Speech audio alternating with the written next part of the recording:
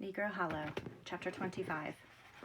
It was late, almost dark, before Green Murdoch came around to the back of the wagon to fetch us.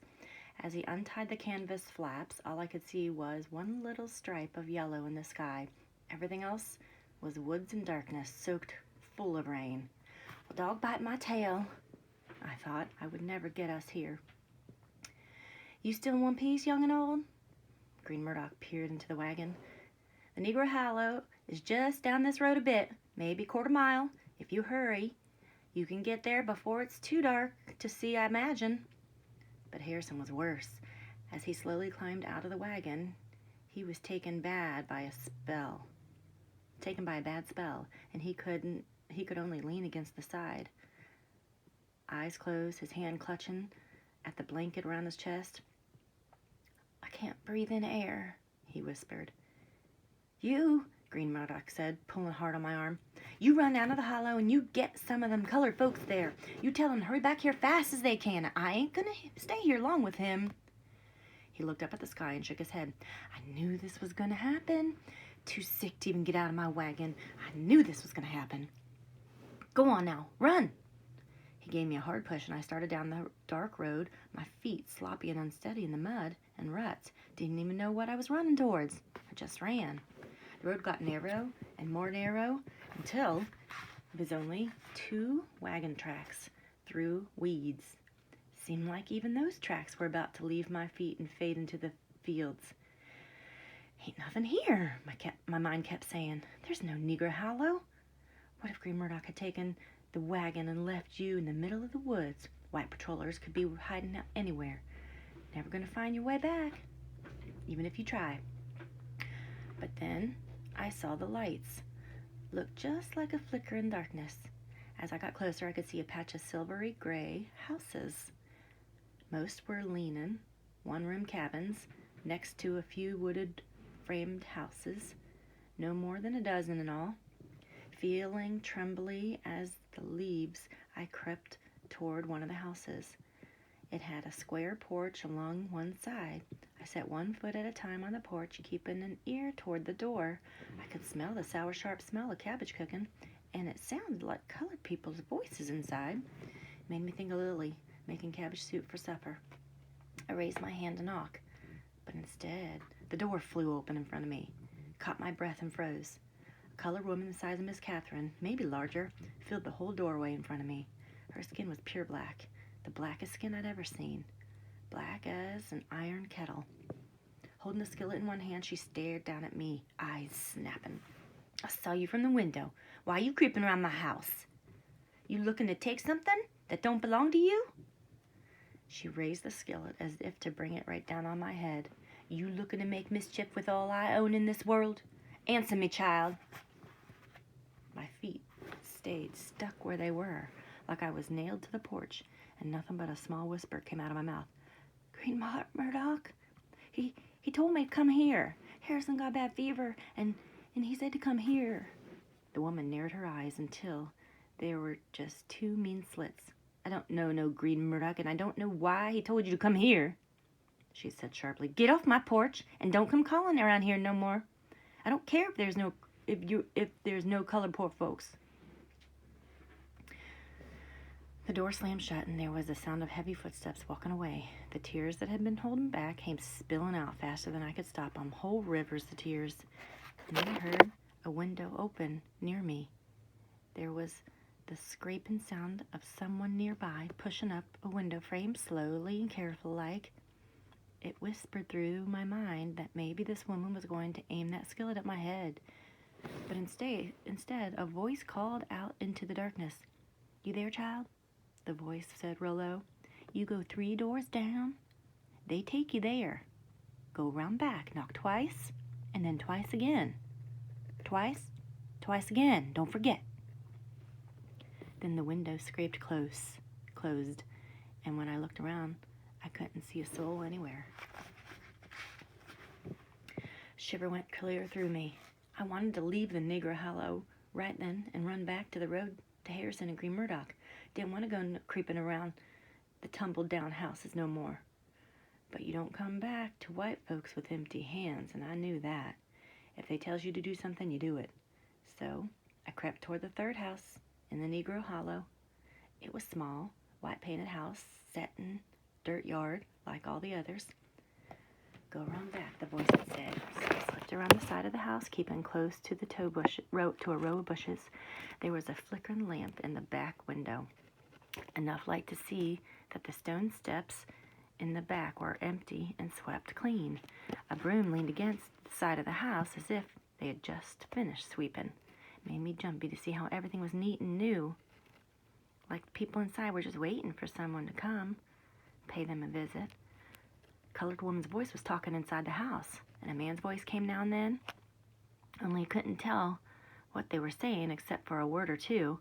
I put one foot on the stone step. On the other side of the door, I could hear a sound of dishes being clattering together. "You want some of this pie, August? You hear me?" The woman's voice called loudly. "It's just got done now." I drew in my breath and raised my hand to knock. Knocked lightly and soft as I could. Twice again. The feet paused, and the woman's voice stopped. "August, August," I heard someone whisper. "The door." There was the sound of quick steps moving back and forth as if they were running across the floor. Then the light in the back window went out, turned everything into darkness. I had been sent straight into trouble. In front of me, the door latch rattled. I dug my fingers into my palms, waiting to be hollered at or sent away. "Why you come knocking here?" a low voice said as the door creaked open. The skin on my neck prickled. Past the door, I could see nothing but darkness. The smell of snuffed-out candles drifted out. "Tell us," the man's voice said, louder this time. "Tell us why you knocked, or you won't be setting one foot inside this house." I couldn't think of a word to say, just like the candles. All my words were snuffed out and gone. A woman's voice jumped from another part of the shadows. "It's a child, August, a colored boy. You don't need to go scaring the life out of a poor child." A chair scraped behind the door. "Now, how am I supposed to see some child standing in the steps if I sitting behind the doorbell?" "Well, if that's who it is, I can see him standing in the door, plain as day. You bring him in, August, or just leave him standing in the dark." I told him to come in," the man's voice kept on. "No, you didn't." I shifted from one foot to another, thinking about running away. "Yes'm, I did." "No, you didn't." The man behind the door heaved a loud sigh, and before I could turn my heels and run, he came through the doorway, took a hold of my arm, and pulled me in. "That be a child right now in the middle of your kitchen, Belle," the man said, closing the door with a hard push. "And I sure hope he's a colored child. Otherwise—" He paused and chuckled. "We're going to have to peel and pickle him for our supper." "August," the woman said sharply. The man kept chuckling. "You going to light your lamp, Belle, so I don't fall over and shoot him with this pistol I'm holding?" My heart jumped. A woman's dress rustled in the darkness. "Lord, I don't know why you talk that way. Why you fool with that old gun, August? You're going to kill somebody someday." A lamp flared in front of me, and I found myself being stared at by a colored man and woman dressed in white folks' clothes. The woman had on a fancy green checkered dress and a small white bonnet over her hair. The man was wearing a good brown cloth coat and trousers. They were both tall and strong-looking. If they hadn't been wearing white folks' clothes, they would have looked just like the field hands that Master Hackler hired every year. Only none of his field hands would ever be caught dead in fancy clothes. He would work them until there were no bones left for fine clothes. How are you? The man leaned closer, giving me a squint look. "You can't ask a child questions pointing a gun at him." The woman flapped one hand in the air. "Go on, put that gun away, August." "See, child," the man said, turning the flintlock pistol in his hands. "She's worrying about something as old as George Washington himself. Only thing I keep it for is making sure it always colored folks giving the signal, and no white folks sneaking around trying to catch us. August." "Yes, I'm walking over." August stuck the nose of the pistol in the clay pot beside the door. "There," he said, straightening up. Don't know why you all the time fretting about a gun that ain't hit a thing in years, Belle. The woman called Belle shook her head. You nothing but trouble. The colored man grinned. That's me. He nodded his head in my direction. You gonna get this boy something to eat? He sure looks like he could use some skin on them bones. I imagine so, she said. I looked down at my feet, not knowing what to say about Harrison and going back to the wagon where he was waiting. Belle stepped closer and gave me a curious look. You thinking about running off by his own self? Or other folks coming behind him? August shrugged his shoulders. All I know is I threw down that whole pipe of tobacco I was smoking when that knock on the door came, and I'm going to find it before any more folks start pouring in. As August walked away, I tried to say how I run off from Master Hackler with Harrison and how he had been taken sick and fever and was waiting for Green Murdoch's wagon in the road down to the Negro Hollow, and how he needed to hurry down the road to get him, but nothing I said seemed to make any bit of sense. Speak up, child, Belle said. Who's Harrison? Someone else out there? August's eyes shot a quick look at the door. You say there's 2 black folks hiding out there, Green Murdoch and a Harrison? Or they inside a peddler's wagon? Which one is it? He asked. They both sick with fever? But I hadn't even opened my mouth to answer when the door smacked open and Harrison himself stood there in the doorway, leaning on his walking stick with both hands. You all right, Samuel? He said in a trembling, far-off kind of voice. You gone and didn't come back, and I told that peddler just to go on with his wagon and leave us a bit. And I came a-looking. Didn't know what else to do. Looked everywhere in the hollow looking for you. Harrison's fever-bright eyes turned to stare at the man and the woman standing behind me. My name's Harrison. Who you? He said sharp. August Henry, the colored man, stepped forward and reached out his hand toward Harrison, but Harrison didn't move or raise a hand. He just stayed where he was, so the man's hand stayed stuck in the air until he put it back. And I'm Belle, the woman nodded, smoothing her dress with the flats of her brown hands. Belle, Harrison said, and the shadow of a smile crossed his face. Belle, he repeated.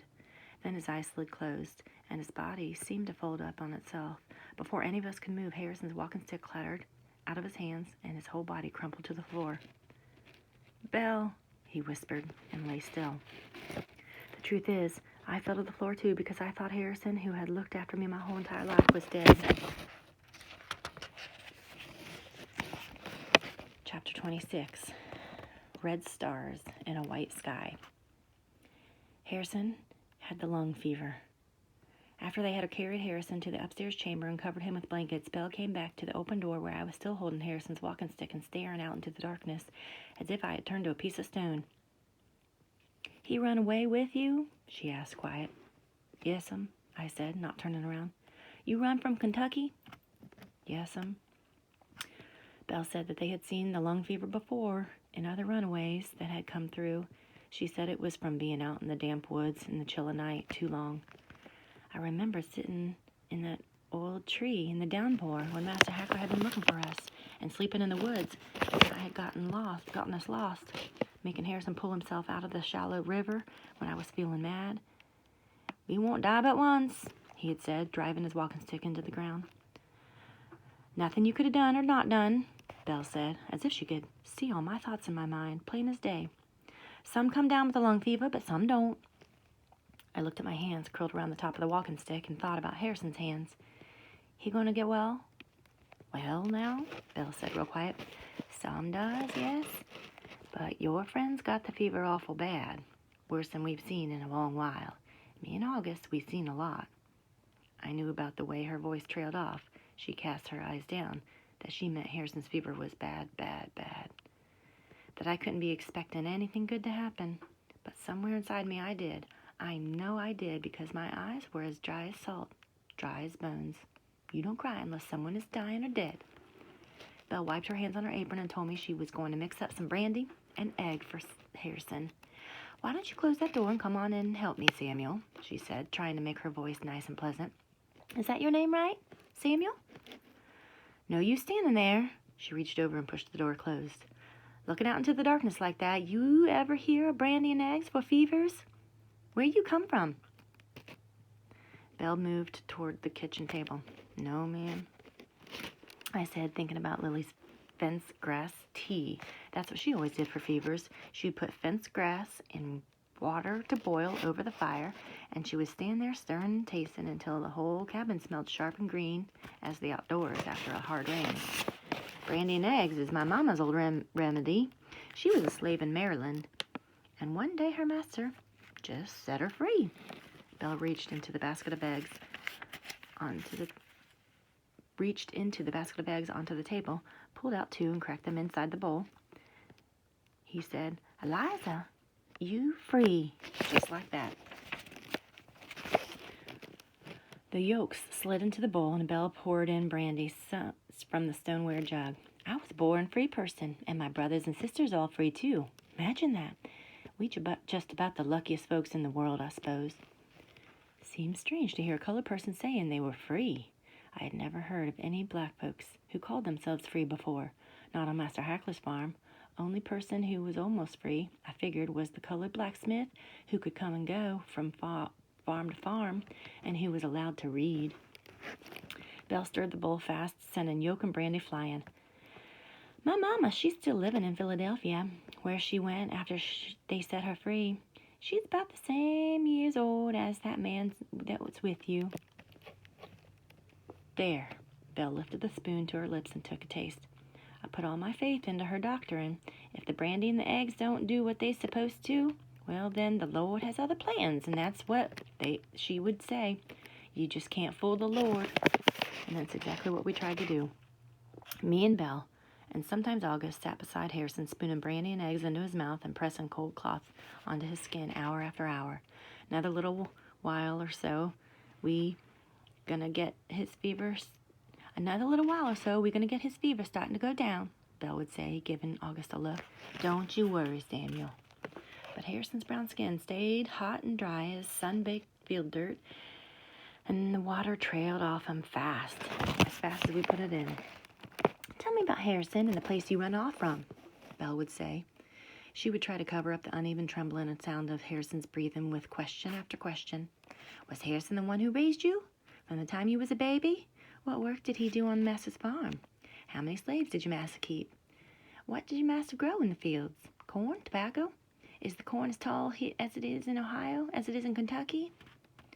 Mostly I only answered with yes or no, and kept my eyes on the quilt that covered up Harrison. The quilt had red stars in a white sky. "You like how fine them bright stars look?" Belle would say, as she smoothed her hand over the top of the quilt. "I cut and pieced those stars my own self. Took forever. On every one of those stars, I wished for things. Foolish things. I would look at the center of those stars until I could see nothing but the color in front of my eyes, like staring straight into the afternoon sun. And then I would make my wish. I wished to be back at Master Hackler's farm, living just the same as we always were, with Harrison and Lily. I wished for Harrison to open his eyes and holler, 'Let's get moving, Samuel.' And I wished for Lily to run away and find us in the Negro Hollow. When I was quiet for too long, Belle would tell me, 'If you don't feel like talking, Samuel, well, that's all right. But my mom always said that silence invites the eternal rest.' Know what I'm saying? So I'm going to fill up the air with words. And then she would just start into a long story about her family, or August's family, or old times. In between, she tried to talk to me about going to Canada. 'What was the first thing you was going to do when you get up to freedom, Samuel?' she would ask as she wrung out the cloths from Harrison's forehead. 'You thinking about how it'll be up in Canada? What it'll be like when you're free your whole life?' I tried to think about freedom, but the only thing I could see in my mind was a big empty field, and the free people wandering around in the field were holding on to nothing in their hands. If you was free of everything, what would you have left? That's what I kept thinking. Freedom was just like being given a cornfield of winter, with everything green pulled up and taken away. Even my mama was nothing but a shadow in the field. Only thing I could see was a far-off wagon that was sitting inside it, same as Lily said she looked like when she left. 'Don't want to be free?' Belle would ask, giving me a strange look. 'Don't you want to get away from your mean master for good?' 'Yes'm,' I nodded, trying to be polite. Belle said that she could get up to Canada. Would get up to Canada and I would be free to work the same as August worked every day, and I would get paid money for my work.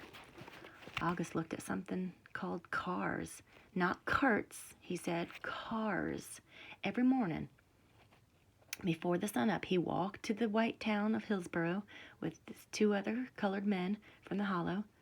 Sometimes I watched him leave, but it always seemed strange to me that no white folks followed behind him. He was just puffing on his pipe and swinging his lantern back and forth and walked into the morning darkness. No white folks around at all. One evening, August told me to see the cars he worked on. Harrison was restless, and Belle and I needed to look at something besides his suffering day after day. You've been sitting by that bed day and night for almost a week now, he said. Go on with August, and go look at something else. So we cut through the wheat field that August said divided the hollow from the start of the town of Hillsboro. It was getting dark, and August said that we would have to hurry back. As we came into the small woods, I heard a low rumble sounded like a far-off thunder, although there was no clouds above our heads. The only thing in the sky was the setting sun. As I looked up, a shiver went through me. How could thunder be coming from an empty sky? The rumble grew louder.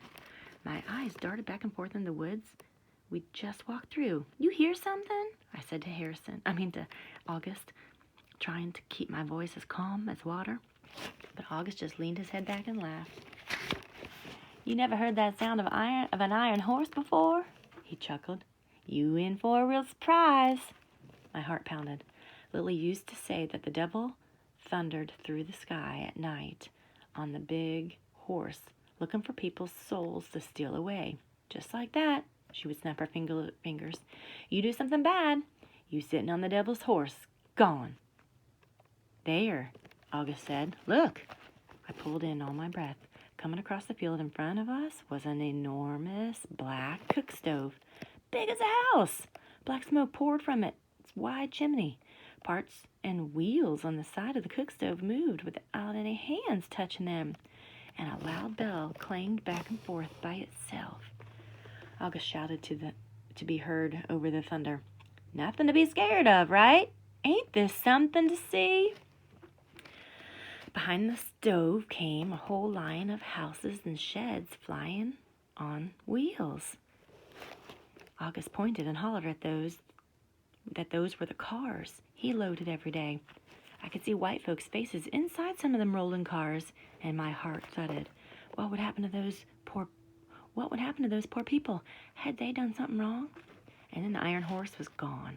Around us, the fields grew silent. August swatted at a cloud of white flies and squinted over me. You scared by that? He grinned and smacked his big hand on my shoulder. You scared? I can tell. He waved at the place where the horse had been. Nothing but railroad. Same as riding in a wagon, only it runs with smoke and fire instead of horses.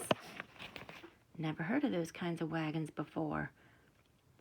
I tried to conjure up a picture of what kind of person would be foolish enough to ride in a wagon that ran on fire. Cassius Hackler, maybe.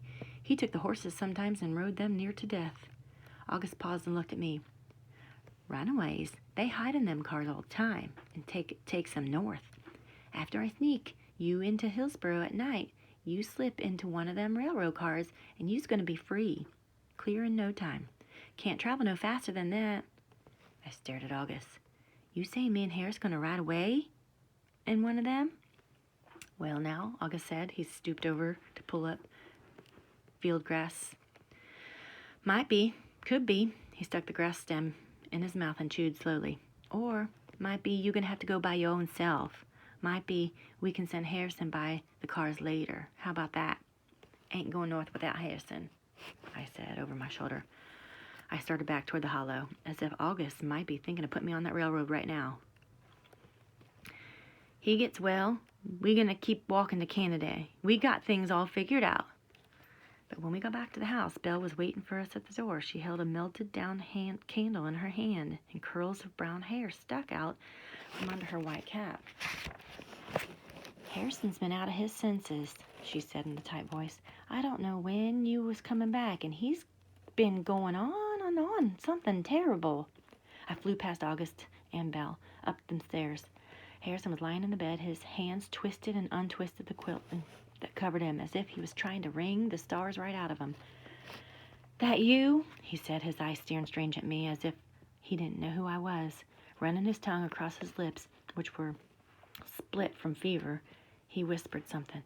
I leaned closer. "What, Harrison?" "Where's Belle?" he said, slowly looking around.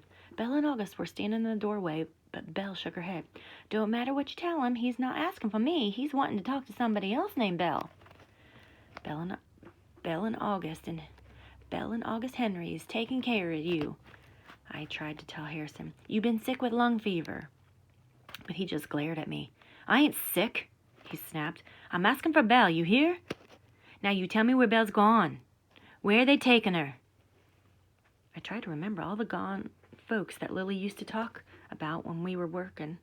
Her children, the field hands that came through, the slaves that used to work for old Master Hackler. I thought about the stones and the markers in the little Negro burying ground, and Lily pointing to each one and telling me whose they was. But I don't remember no one being Belle. "I don't know nobody named Belle," I told him. "Who you talking about?" Harrison's eyes darted nervously around the room. "My wife, Belle," he whispered. "We run off away, and we was caught a few days ago. Ain't you heard? Me and Belle and the baby was caught in the hayloft when the baby started crying up." I remembered how Harrison had talked about being caught in the hayloft when we were hiding in the woods. He had gone out of his senses then and gotten us lost. And I had gotten us lost. And he started worrying about being caught. Had he talked about a woman named Belle then, too? Harrison reached over and curled his fingers around my shirt sleeve. "Where'd they go and take Belle? Tell me, child." He stared at me with wild eyes. "Tell me where they took her and the baby." "There now, you get settled down," Belle Henry had said, coming over to push Harrison's hands back to the pillow. "Who's the baby you talking about? What was her name?" Harrison leaned back against the pillow and closed his eyes. "Hannah," he breathed. "My baby girl's name is Hannah." I felt myself spinning and falling through a red star blanket sky. Hannah was my mama's name. "Don't keep trying to make heads or tails of things." "Who's saying, Samuel?" August said. "He's all mixed up with fever. Just come on downstairs and leave him rest a while." If my mama was one of Harrison's children, when he gets out of his fever, he'll come back to his right senses. You just come on down, talk all you want. Find out who Belle and the baby is then. All my breath squeezed out of me. Harrison was my granddaddy.